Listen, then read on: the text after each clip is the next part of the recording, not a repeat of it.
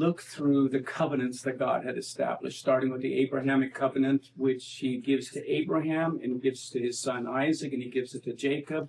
And it's really the same thing. I'll bless you, that you'll be a blessing, and all the nations of the world will be blessed through you. I will give you descendants that are numerous as the stars of the sky. And then lastly, I will give you this land where they were right there, for all generations forever. And then we get to Moses, and that covenant with Abram doesn't end. It just gets built on, where Moses gets the direction on how to make all that possible and how to form a nation. And then finally we get David coming in with the kingly covenants. All of that completing a few hundred years later when Jesus shows up. And the main issue was Jesus was missed because everyone is looking for a Messiah. That's what they want. Someone that's going to come in with a sword and riding on a, maybe a white horse, maybe a battle horse, war horse, and, drive the Romans out. And that's not what Jesus does. He rides on a donkey. And I think I took 48 seconds. Hold on. Thank you. So what we're going to look at tonight is really how everything changed after 70 AD when the temple was destroyed by the Romans, and what happened with the Jewish people. The Jews get displaced out of the land. Not all of them. A remnant is left, but most of them, the Romans either kill them or sell them in slavery, and the rest are spread out around the world. And for the next 1900 years, they're stateless. They're wandering the globe. Now, God's promises haven't been canceled. They're still there. They were forever. They just look a lot different. But throughout history, we're going to see that God has positioned the Jewish people incredibly, and it's all part of his plan. Yep. And one of the things that's wonderful about God's plan is it always works, even when we don't like it. So looking at the first century, a couple of things that are important again is that Jews were a really visible minority in the Roman Empire. There were 2 million Jews at the time of Jesus living in Israel. That's a pretty good sized population. There's another, depending on whose research you read, 3 to 5 million Jews living outside the Roman Empire, outside of Israel. So there's like somewhere between 5 and 7 million Jews in the world at that time. Until the temple gets destroyed, where probably 1 million of them are killed or sold into slavery, and most of the rest disperse. Now, in this time, the church is not the church yet. It's Jewish believers. So until really the start of the 2nd century, the majority of believers are Jewish. Right. The whole structure of worship is Jewish. They worship at synagogues. They worship in the temple until it gets destroyed. And as they head out in all these places, these black dots are all places where there were Jewish communities around the Mediterranean. So there's quite a large diaspora already before they were dispersed. And so as they're believers, they're actually connecting into those things. Paul said to the Jew first and also to the Gentile. He always went to the synagogues first. The only place that he didn't was Philippi, because there wasn't one. But all other places he went to the synagogue. Again, I mentioned it last week, I think, but at Alexandria, Egypt was the 2nd largest city in the Roman Empire. 500,000 people living there. 40% were Jews. So quite a sizable population. The Romans lumped believers and traditional Jews together. If we read in Acts, it talks about the dispute, that Paul has, and finally, Festus says, well, it's just a dispute they have among this sect, and about some guy that one says died and the other one says he didn't. And so Romans don't understand anything. You're all Jews. So it's only as we get into the 2nd century that there's sort of a shift with Gentiles starting to come even, and finally at that tipping point where they become the majority. Well, in 132, a guy shows up by the name of Bar Kokhba, and he is one of the radical zealots that wants to get rid of Rome. And so he comes in a completely different tact. He says, I'm the Messiah. I have a sword and I'm riding on a horse. Follow me and we'll drive these Romans out. Well, the traditional Jews are going, that's what we've been waiting for. And even Rabbi Akiva, who's a famous sage from that time, he goes, this sounds right. This must be the Messiah. And so the traditional Jews jump on it. But the Jewish believers go, ooh, wait a minute. He already came. He came 100 years ago. He warned us that other people would come saying they're Messiah. And so the Jewish believers, they took off and they didn't follow through on it. Well, the end result was the rebellion was put down. Rabbi Akiva was actually executed at Caesarea. Bar Kokhba was killed as well. And this time the Romans says, we've had enough of these guys. And so this time they completely destroyed. They just leveled all of Jerusalem. So there's nothing left. And they said, and you Jews, you're not even coming back here. And so the Jews that were left actually ended up going up into the Galilee region. But again, most of them were killed or sold into slavery. So the population drops radically. The final thing that the Romans said was, just to make sure that you know this is not happening again, we're no longer calling this area Judea. We're calling it Palestina. And they named it after the Philistines. That was their interpretations. Now, the Philistines had been extinct for 700 years after the Assyrians wiped them out. So it's just a way of dealing with the Jews. So when we get into the 3rd century, there's a major change that takes place. A guy by the name of Constantine gets saved, and he starts going into battles under the flag of the cross, and he wins. And so he feels he's got God on his side. Well, he becomes the emperor. One of the things he does then is that he makes Christianity the state religion. Up until this time, when there's been persecution, both the believers, whether they're Jewish or Gentiles, and the traditional Jews, they've been persecuted equally. They've just been lumped in one category. So when Rome persecutes them, they all get persecuted. Now there's a shift. All of a sudden, the Gentile believers aren't getting persecuted. Only the traditional Jews and the Jewish believers. So we come into a period then at 320, roughly 305, where Constantine looks at his empire and goes, this thing's too big to deal with. We're going to have to divide and conquer a bit. So he splits the empire and makes an Eastern Empire and a Western Empire.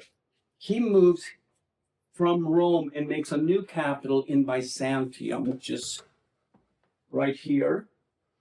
And then he goes, we really need to change that name. Who says Byzantium? Let's make it Constantinople. That's a good sounding name. Names it after himself and makes it the capital there. He sees he still needs to get some control in the western part, so he reestablishes Rome as a secondary capital. But he also sees that you need to have a religious connection in each place. So he creates a seat of religion in Constantinople and reestablishes it in Rome. So now you have one empire with two competing capitals and actually two competing religions, because you got Eastern Orthodox in the eastern part and you get Roman Catholic in the western part. And so over time, of course, they do split. A few years later, he's looking, he being Constantine, is looking at the development of Christianity, and it's confusing because different people are believing different things in different regions. So he calls the what he views as the Christian leaders together to Nicaea to have a council there. And so they come up with some standards for something. Now, some of it was good. The Nicene Creed's pretty good.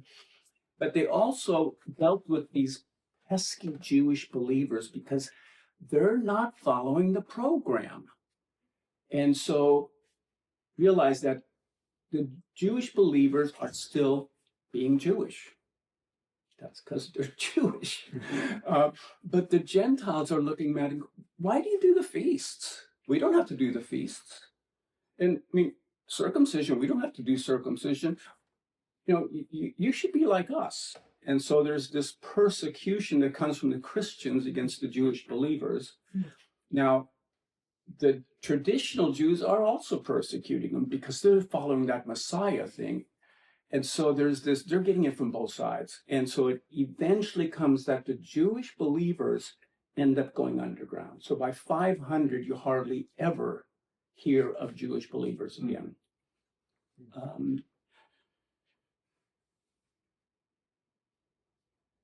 Well, in the 600s, in the region, a guy by the name of Muhammad comes along, and this guy creates a new religion called Islam.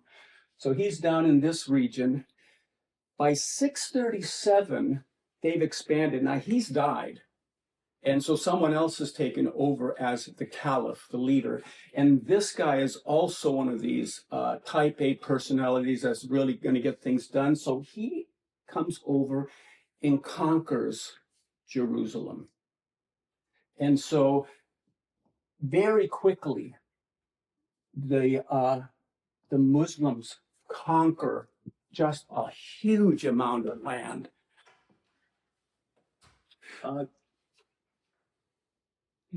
Now, the Muslim religion was not this nice cohesive thing where everyone's happy with each other. The first 5 caliphs were all assassinated by the other guys because they were trying to put their person in place, kind of a thing.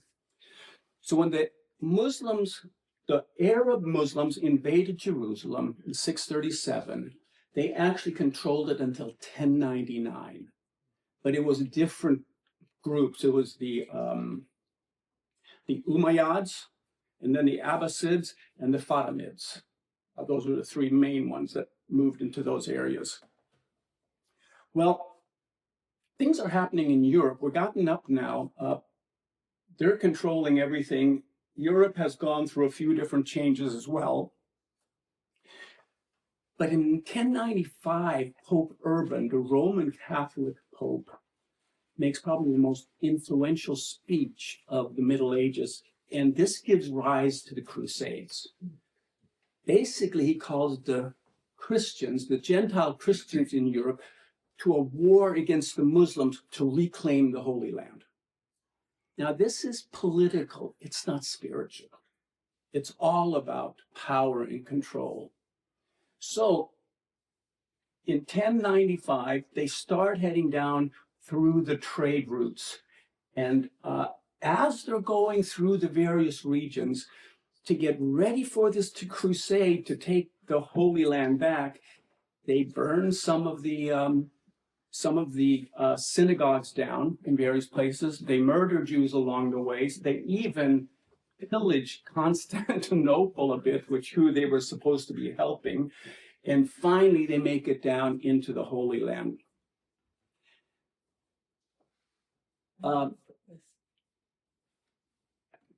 Thank you. So they were basically persecuting anyone that wasn't Christians. When they make it down to Jerusalem, I think it's safe to say that Jesus wasn't really in their midst. This was a whole separate adventure. And that tainted the relationships of Jews and Muslims with believers even to today. When the Crusaders arrived in Jerusalem in 1099, they basically killed anything that moved because they were going to control it. And the best way is just kill it all. So they killed Arab Christians, they killed Muslims, they killed the Jews. And they succeeded. They actually got control of Jerusalem for about 100 years. And then after 100 years, a guy by the name of Saladin comes along. And Saladin is quite a sharp strategist. He's a Muslim, but he's not an Arab. He's actually a Kurd. So he's up from where it says Seljuk Turks. That's the area he comes from. So he defeats the Crusaders, and they get kicked out of Jerusalem. They end up near Acre there, and then finally they have to bail, and their last stronghold is in Cyprus on that island, which the only thing you can put it together with anything spiritual is Paul went there, so it's not a big deal. Now, after Saladin, he gets defeated by the Muslim Mamelukes, who are also not Arabs. And they get defeated by the Ottoman Turks, who are Muslims, but are not Arabs. So you only have Arab rule over the region from 635 to 1099.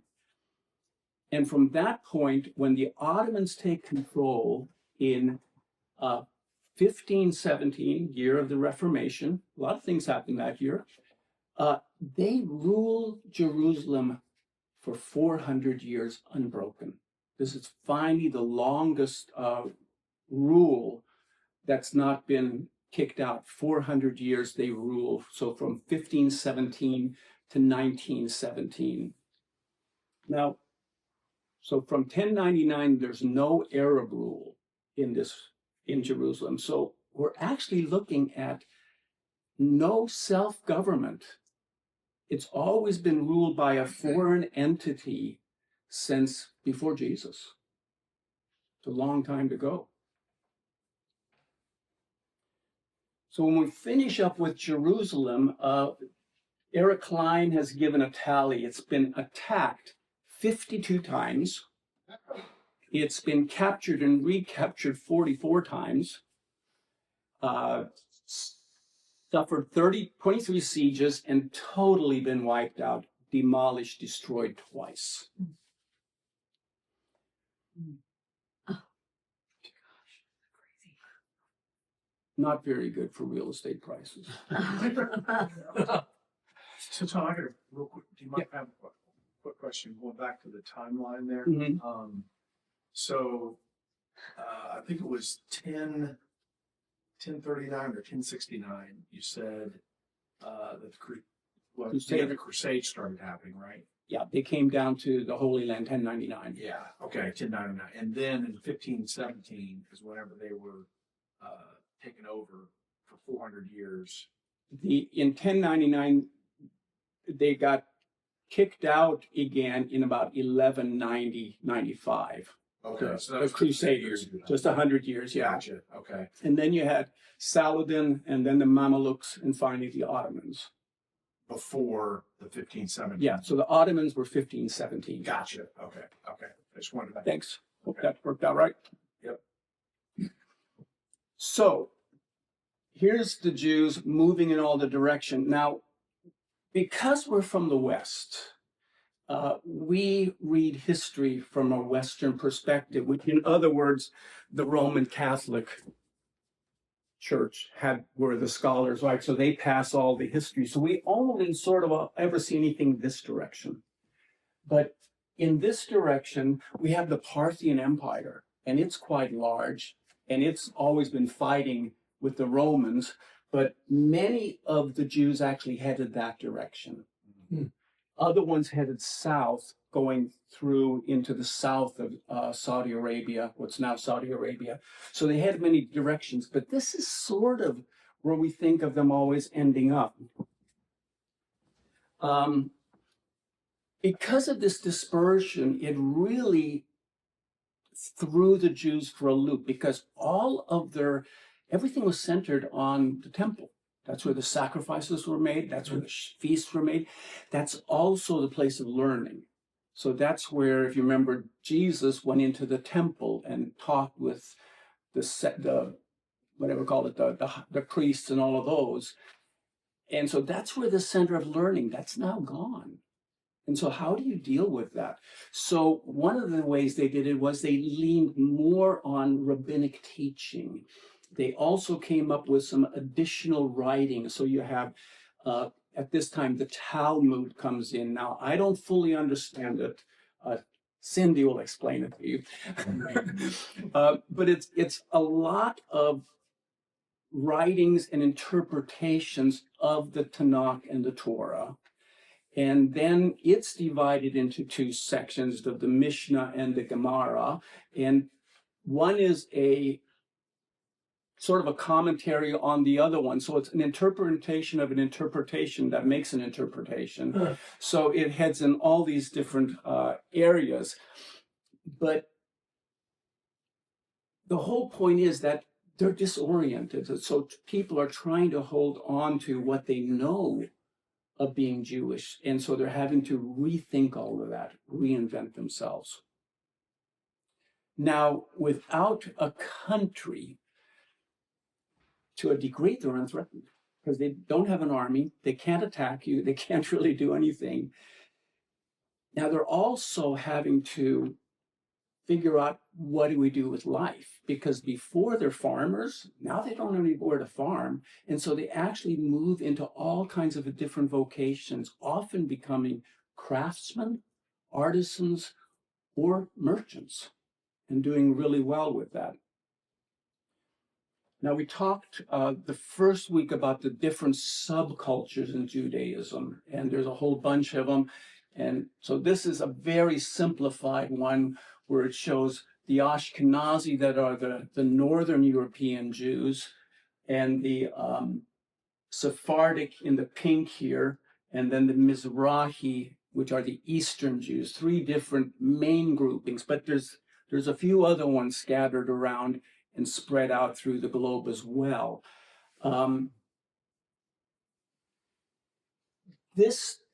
These groupings sort of crystallized after the Crusades, but into, if you want to call it, like tight groupings. Prior to that, there's a lot of haziness happening. Now, up until the Crusades, Hebrew's probably being used quite a bit.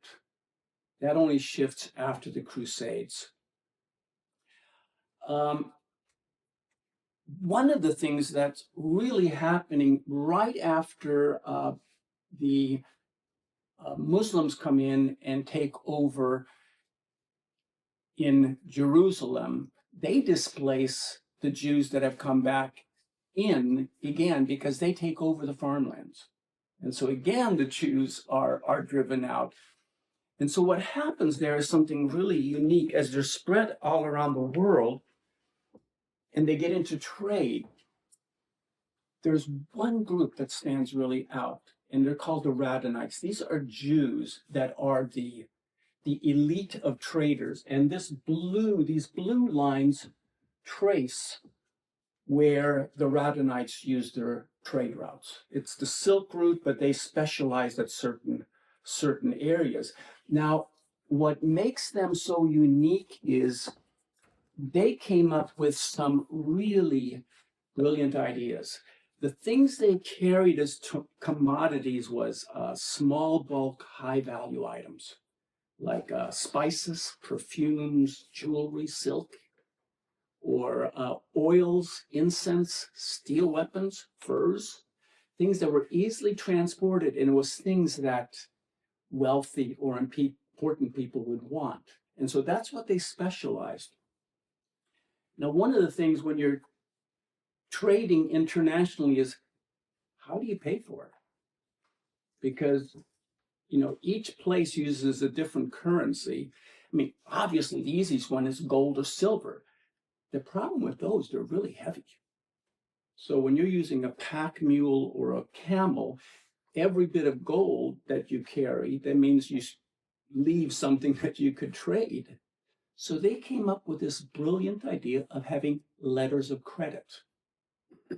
Because all along this route are Jews. And so they don't have to carry it all the way in one go. They can actually do it as a relay. and we'll take it to here, and you take it from there to the next spot, and they can move it across these continents. And rather than carrying gold and silver to trade with, they got these letters of credit that go to, take that over to Uncle Mordecai, and he'll give you the money when you get there. And it works brilliantly. So that's how they were so strong on that. Now, they became, most of them were very educated, usually 6, 7, 8 languages. So all along the way, they could communicate with everyone. But the key thing was they all spoke Hebrew. So that was the secret language that they could actually negotiate with and have quite an advantage. Another advantage was if thieves or robbers come and attack their caravan, they want silver or gold. They're illiterate. All they get is paper. And so it was really incredibly safe the way they did it. They became actually diplomatic couriers. So when Charlemagne in France wanted to send an emissary to Baghdad, to the Caliph that was there, he picked a Jew named Isaac who was a Radhanite. That's who went down there. Because in Charlemagne's time, to be called a Jew was an honor, because that meant you were knowledgeable and trustworthy. Mm-hmm.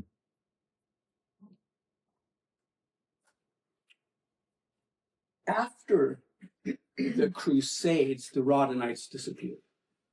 That whole thing just dried up because of all the things happening because of the Crusades. So we come into Europe, and now all kinds of things are taking place. One of them is the Jews have done well financially. They've been able to work their way into situations. They're usually some of the most educated in a place because that education has always been a high value. So as they come into a place, they're able to be successful. So for instance, England in 1290, the last crusade ended just before 1290. It was a total failure. They were going to go and try to get the Holy Land back again. They only made it as far as Cyprus, and then had to go back, and it was just a total bust, especially financially. So King Edward of England gets back, and he's bankrupt, and he's got to do something. And so he looks around and he goes, the Jews have money. I'm the king. I can do what I want. And so he actually confiscates all their lands and belongings and kicks them out of England in 1290. Huh. And throughout these times, you can see where different years where they were kicked out and where they would go to. And so there was this shift, this moving happening. One of the interesting ones in Venice, the Jews lived on an island that used to be a foundry, and it was a place where they could actually close the doors to feel safe at night. And the Venetians actually liked them doing that as well. But here they're living in this foundry. Well, the Venetian word for foundry is ghetto. So that's where we get that whole idea and word. We won't go through all of these because we'll be here till next Halloween. But 1492 in Spain, again, one of those unique times where just before that, Queen Isabella and King Ferdinand, both with 2 bankrupt kingdoms, marry. And now you have one bankrupt kingdom that's bigger. And so you have the same problem. What do we do for money? And so, there's Jews in there. There's somewhere between 300,000, maybe 500,000 Jews living in the Iberian Peninsula at that time. And so they come up with the Alhambra Edict, which is on this date, all Jews are expelled from the country unless they convert to Christianity. Well, over 250,000 took off. One of those, it only came out just 3 weeks ago that there was a Jewish guy who came up with a great scheme. They just did the DNA evidence and have proven that Christopher Columbus was a Sephardic Jew. Wow. So he went and said, hey, I can find a new world. We can get money. We can find a way to get to India, get spice, get trade, and we can restore the wealth of the kingdom. And long story short, they went for it. He actually sailed out to the New World on the very day that the Alhambra Edict expired. So on his ship were numerous Jews as sailors. That's interesting. So technically, Jews were not allowed to go to the New World, but hey, who's going to stop them? There's no passports. So this whole region, Mexico, Central America, South America, is all taken by Spain. It's all part of their empire. They're plundering the whole thing. They're taking all the silver. They're taking all the gold. Christopher Columbus, because he discovered the whole thing, he had to bargain with him deal, but they finally Spain gives him Jamaica to have in his family forever, to be his possession as a reward for finding it all. So, being that they're friendly towards Jews in Jamaica, that's a safe place to go if you're being persecuted in some of the other places. So that becomes a central place for Jews in the New World. Yeah. Now, what did the Jews bring to the New World? Well, they're traders. They understand logistics. They understand scheduling ships. They understand everything that Spain needed to do this. So somewhere along the line, this is my take, so my little bit of fantasy here, but some of these guys are going, hey, wait a minute. We're working for the Spanish. They kicked us out of our country where we've lived hundreds and hundreds of years. They took everything we have. Now we're helping them plunder another country. What's wrong with this picture? And so some of them came up with a pretty good idea. One of them was a guy named Moses Cohen Enriquez. He became a pirate. And so he got information from some of the other Jews that were involved in this when the Spanish treasure fleet was going to sail. And he got other pirates joined with him. And so in 1628, they captured the entire Spanish treasure fleet. Today's money, it's worth about $1 billion.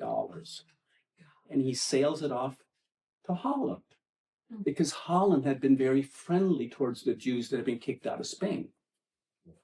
So then he helps the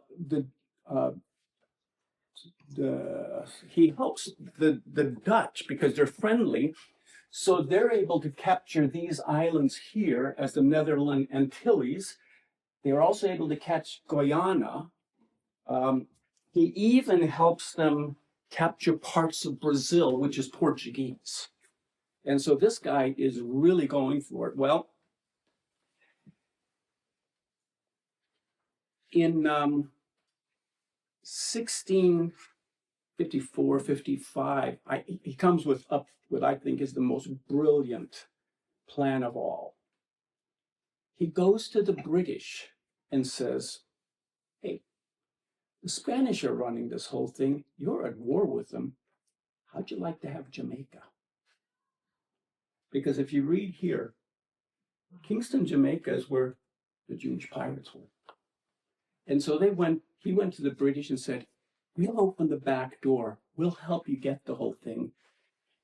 And so in 1655, the British came in, they captured Jamaica without even a struggle, and they were able to establish a British colony right in the middle of the Spanish Main. The interesting thing is, in the next year, in 1656, England opened up its doors to Jews again. Wonder if there's a connection. In Jamaica, in Kingston, Jamaica, there's actually 5 Jewish cemeteries. And so these are a couple of pictures of tombstones there. They all have skull and crossbones on them.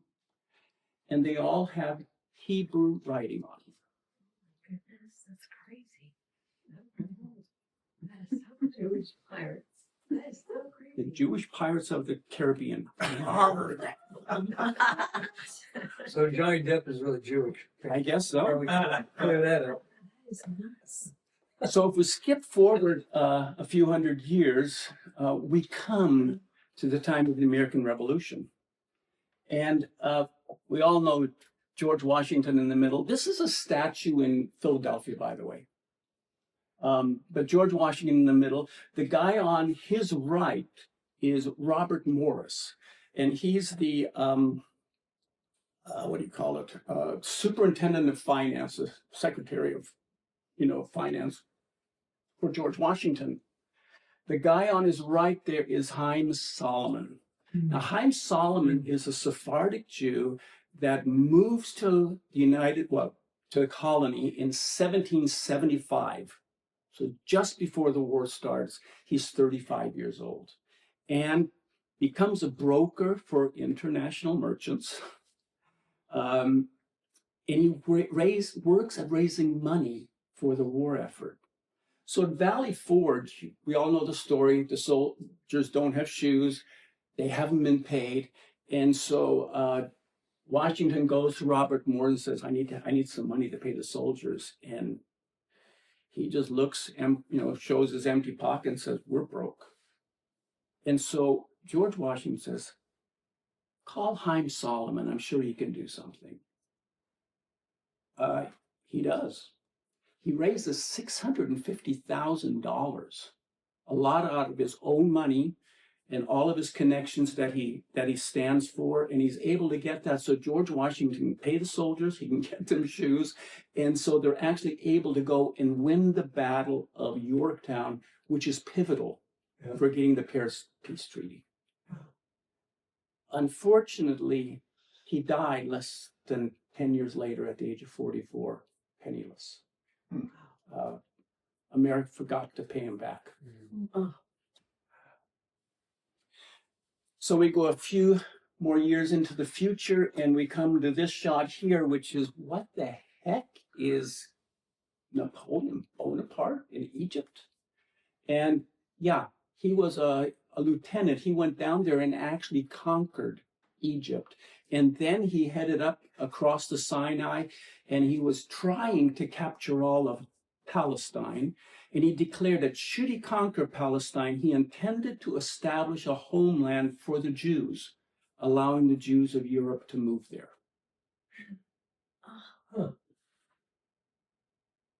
We move a few more years in the future and we come to John Adams, second president. And he wrote a letter to a guy by the name of Mordecai Noah. Mordecai Noah was the first Jewish diplomat from the United States. And this is what he wrote to him. I could find in my heart to wish you had been at the head of 100,000 Israelites, marching with them into Judea and making a conquest of that country. For I really wish the Jews again in Judea and an independent nation. That's 1819. Wow. So America has stood with Israel way before there was an Israel. Yeah. Wow. On top of that, in 1844, the United States actually opened a consulate general office in Jerusalem. They opened it up just inside the Jaffa Gate, 1844. Now, it wasn't a consulate for the Ottoman Empire that ruled it. It was with Jerusalem. So we've had a diplomatic presence in Jerusalem since 1844. Wow. The building is still there. It's actually now the Swedish Christian Study Center. So, a couple of things as we look at this map. This is showing part of the Ottoman Empire. Now, remember, they ruled all of North Africa, this whole wrap around of the Arabian Peninsula. And so they divided it up into different provinces or counties or districts that they named. But there is no Palestine district. The only people that used Palestine was actually Western Christians, because it came out of the Roman Catholic. Remember, the Romans were the ones that named it Palestine. But it was never a defined area. It was sort of an area. I mean, it was never here's the boundaries. It's like we say New England. It's an area. It's not as clearly defined.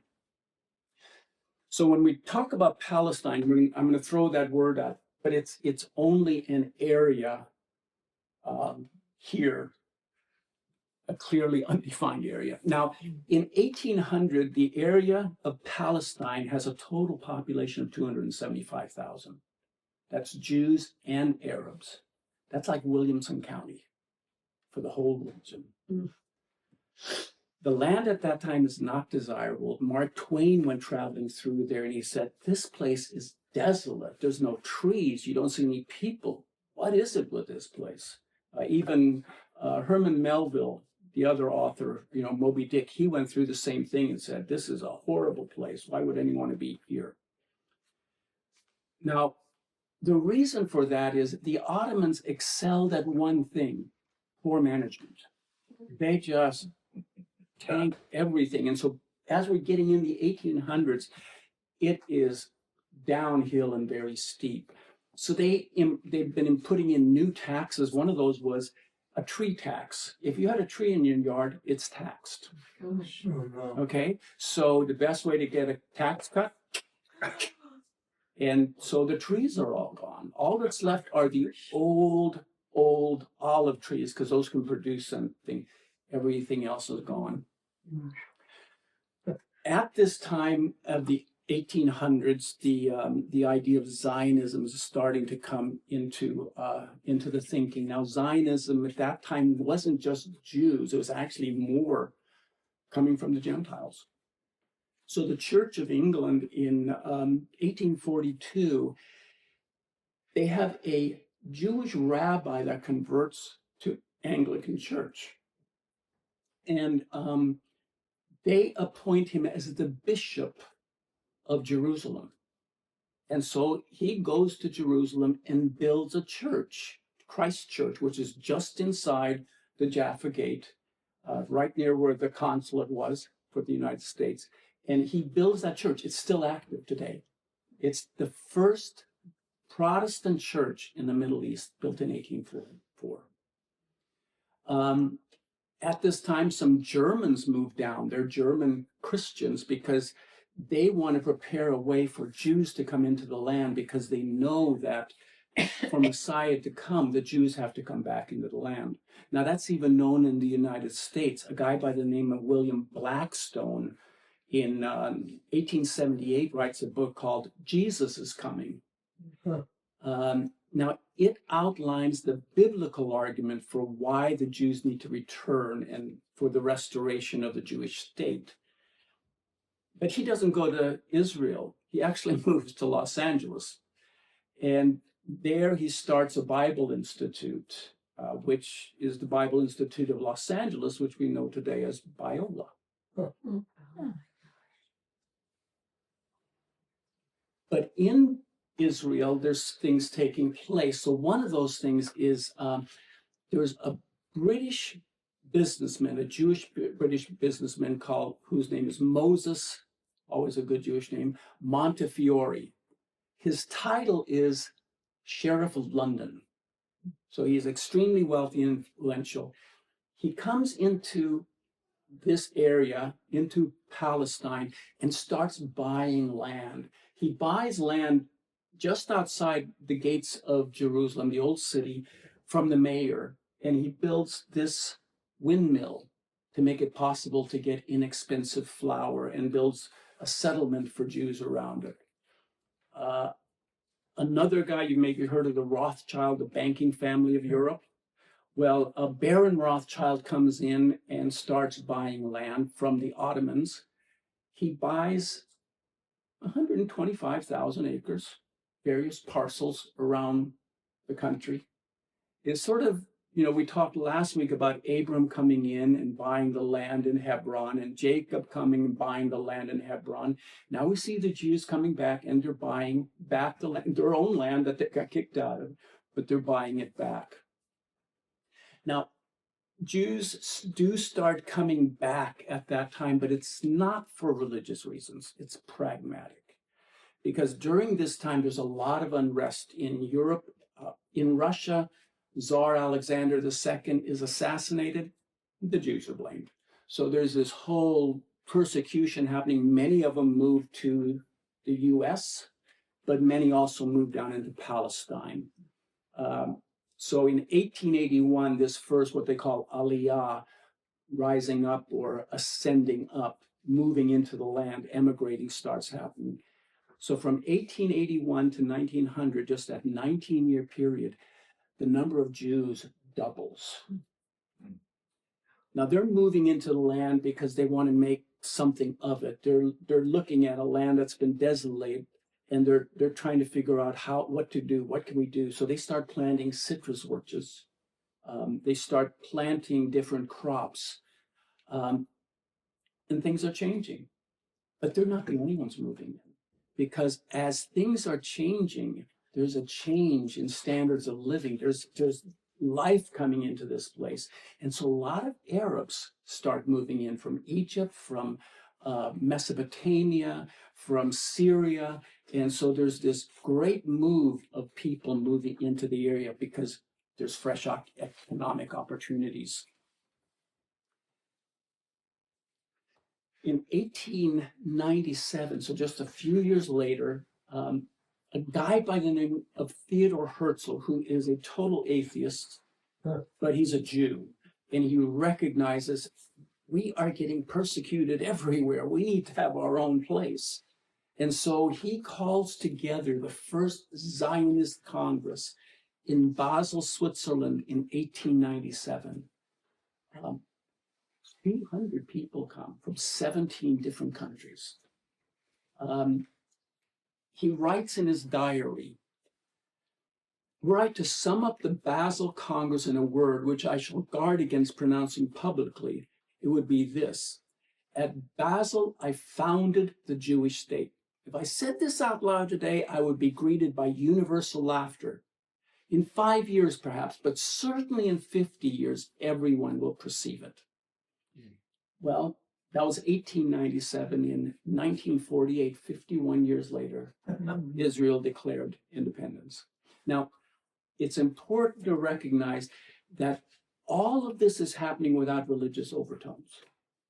These guys are Zionists. Most of them are socialists. Their preferred reading is Karl Marx, and they're being used by God to bring people back to the country. As we go into the 1900s, there's a lot of unrest. We've talked already about the Ottoman Empire tanking. Well, there's also the unrest in Europe with the various groups. In Israel, there's a group that's living in Jaffa, which is on the coast, and they're not really happy living in this Arab majority town. And so they go and buy land, sand dunes, literally, just north of Jaffa. And there they create a garden city, which is Tel Aviv. So that's 1909. By 1921, it's got 35,000 people population. Pretty good growth. By 1948, it's 200,000. So we're seeing a massive growth taking place. Also, that's the year, 1909, that the first kibbutz was started, which are these collective socialist farms. Now, in World War I, most of the Jews in Israel really supported Great Britain. And that was sort of good. This is a guy by the name of Chaim Weizmann with our friend Albert Einstein. Well, Weizmann was a chemist, and he had actually moved to England. He's teaching at a university there. And as the war is starting, Britain's in real trouble. The Germans have a monopoly on creosote, and creosote is a product that you need to make gunpowder. Well, if you don't have gunpowder, it's really hard to win wars. So Chaim Weizmann develops a way to manufacture acetone, which can be used to produce gunpowder. And so he is a hero. And so England, Great Britain, wants to reward him, and they reward him with the Balfour Declaration, which says that when this war is over and we've won it, we will establish Palestine as a homeland for the Jews. So that's awesome. Well, one of the things that happens is when the war is ending, first thing that the winners, France and England, United States helped as well, but they were the main negotiators. They forced the Ottoman Empire, who had been with Germany, to disavow any rights to any of their empire's land. All that they were left with was Turkey. Everything they signed over to France and Great Britain. And so France was given the Green Area, Syria, and Lebanon. Great Britain was given Mesopotamia and the region of Palestine. 2 years later, there was the San Remo Conference where we started the League of Nations, which you probably don't remember from your high school history class, but that's a precursor to the United Nations. And so they said, okay, you've got these lands, but you need to bring them to be self-governing nations in the future. That's your mandate. So we end up with mandate Mesopotamia, mandate Palestine, mandate Syria, and mandate Lebanon. Now, that's all fine and good, except when the Arabs heard about that, they weren't very happy.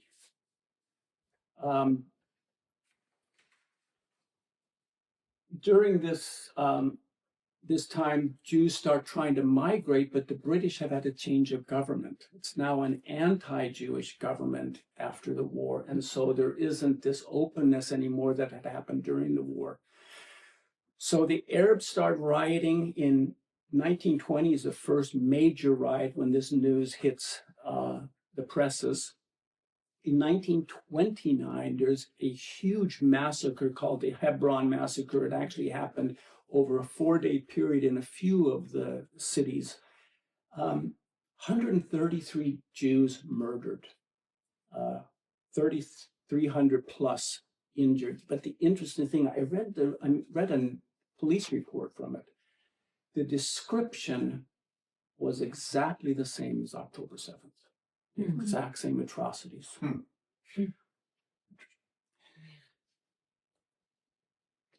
Now, there's also a change in the Arab leadership. One of the leaders of that 1920 riot by the Arabs was Haj Amin al-Husseini, this guy right here. The British put him in jail for 10 years, but changed their mind after a year, let him out and appoint him to the position of Grand Mufti of Jerusalem, which is a religious position. So the guy starting the riots is the guy that gets the reward and, the control of things. Well, he ends up leading a few other riots, and finally the British run him out of town in 1935. So he heads up to Germany, where he hangs out with this guy during the war. And after the war, somehow he actually escapes. He gets out of there and finds himself in Cairo, Egypt. And in Cairo, Egypt, he meets a young Egyptian guy that has the same last name.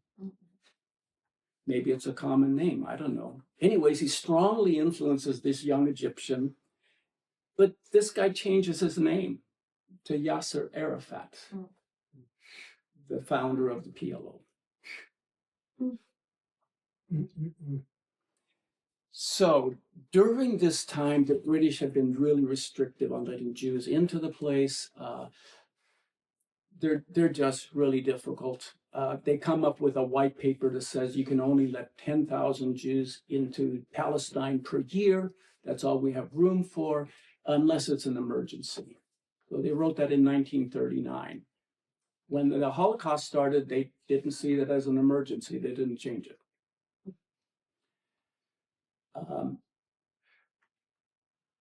Eventually, there's more and more riots taking place.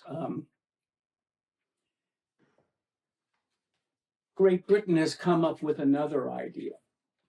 Because of the pressure of the Arabs, they split Palestine and say, well, there's actually two regions.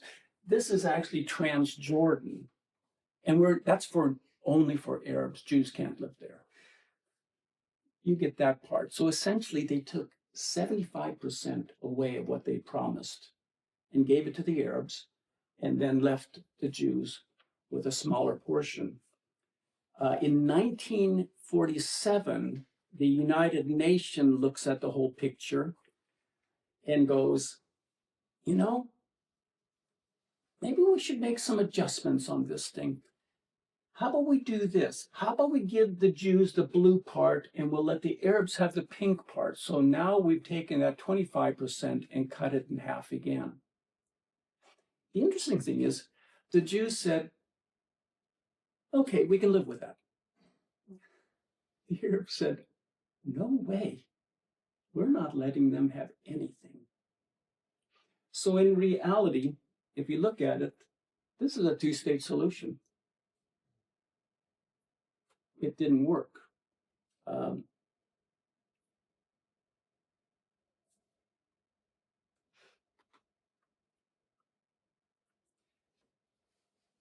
the river to the sea.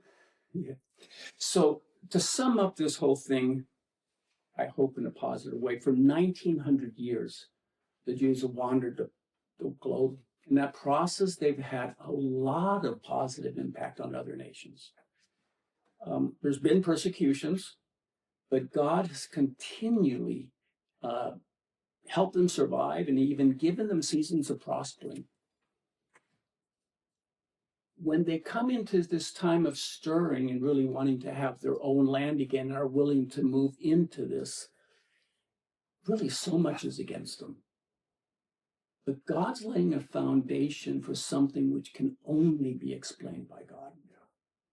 In Isaiah 43:6, it says, I will say to the north, give them back, and to the south, do not hold them back. Bring my sons from afar and my daughters from the ends of the world. And that's really what happened. Like I said, it didn't look like what anyone expected of it, but that's often the way God works. Mm-hmm. But God had a purpose. His plan really is working. It is unfolding.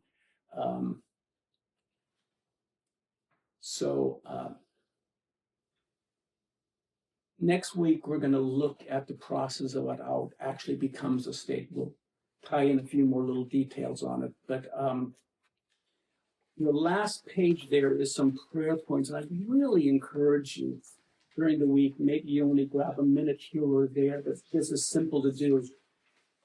Just read out those prophecies out of Ezekiel 37, verses 4-6, or Jeremiah 31:33. Because what you're doing is you're actually just agreeing with God. God has already said he wants to do this. And, the scripture says where two or three are gathered and agree in my name, I will be there. And so we're actually agreeing with God. Those are the prayers that get answered. Also, ask God to send workers to the harvest, wherever that harvest might be, because among the Jewish people, only half of the Jewish people on the planet are in Israel, slightly just under. But there's, in all the nations, often because of how the church has engaged with things like the Crusades, we've put up a wall, and we need to be the ones that actually unbuild the wall. And then lastly, ask Jesus to reveal himself to the hostages. I believe, in fact, we saw an article of a girl sharing how she had been impacted greatly in that time of being a hostage, spiritually. I'll try to get that article back. But, so God is working. It just often looks very different than we're used to. Let me pray. Father, thank you that your plan is perfect. We don't understand it and we don't have to understand it, but we're so thankful that you do and that you're moving. And as we look at history, we see you involved every single time, every single year, in hindsight. And so I pray now that as we look towards the future, Lord, that you will show us how to be attentive to what you're wanting to do in our time and season. In Jesus' name. Amen. Thank you. Yeah. That was